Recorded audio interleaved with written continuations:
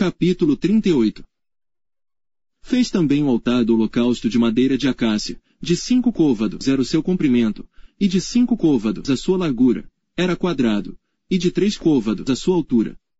E fez-lhe as suas pontas nos seus 4 cantos, da mesma peça eram as suas pontas, e cobriu de cobre. Fez também todos os utensílios do altar, os cinzeiros, e as pás, e as bacias, e os garfos, e os braseiros, todos esses pertences fez de cobre. Fez também, para o altar, um crivo de cobre, em forma de rede, na sua secadura embaixo, até ao meio do altar. E fundiu 4 argolas para as 4 extremidades do crivo de cobre, para os lugares dos varais. E fez os varais de madeira de acácia, e os cobriu de cobre. E pôs os varais pelas argolas aos lados do altar, para com eles levar o altar, fê-lo oco e de tábuas. Fez também a pia de cobre com a sua base de cobre, dos espelhos das mulheres que se reuniam, para servir à porta da tenda da congregação. Fez também o pátio do lado meridional, as cortinas do pátio eram de linho fino torcido, de 100 côvados. As suas 20 colunas e as suas 20 bases eram de cobre, os colchetes destas colunas e as suas molduras eram de prata.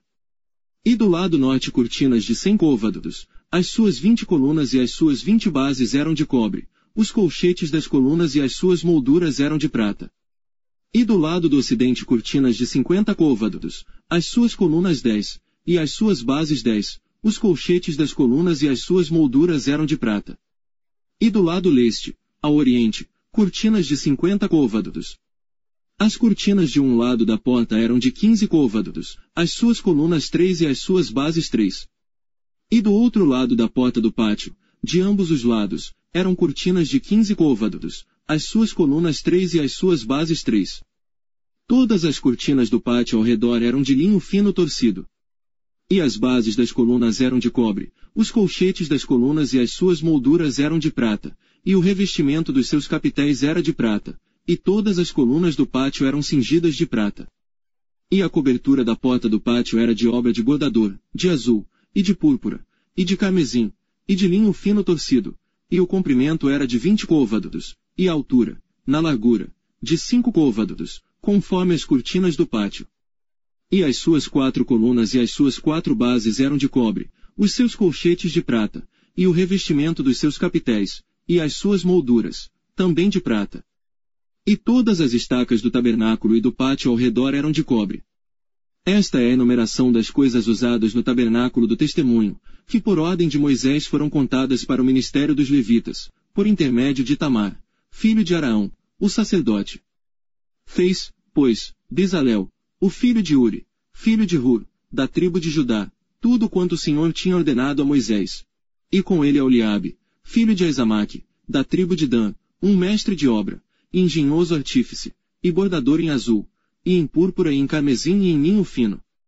Todo o ouro gasto na obra, em toda a obra do santuário, a saber o ouro da oferta, foi 29 talentos e 730 ciclos, conforme ao ciclo do santuário.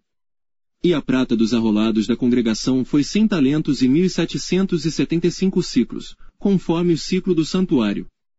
1 beca por cabeça, isto é, meio ciclo, conforme o ciclo do santuário, de todo aquele que passava os arrolados, da idade de 20 anos para cima, que foram 603.550.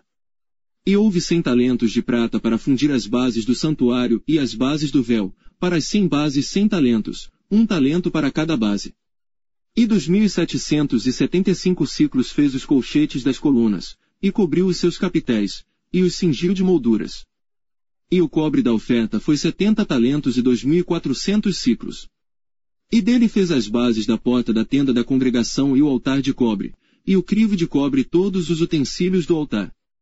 E as bases do pátio ao redor, e as bases da porta do pátio, e todas as estacas do tabernáculo e todas as estacas do pátio ao redor.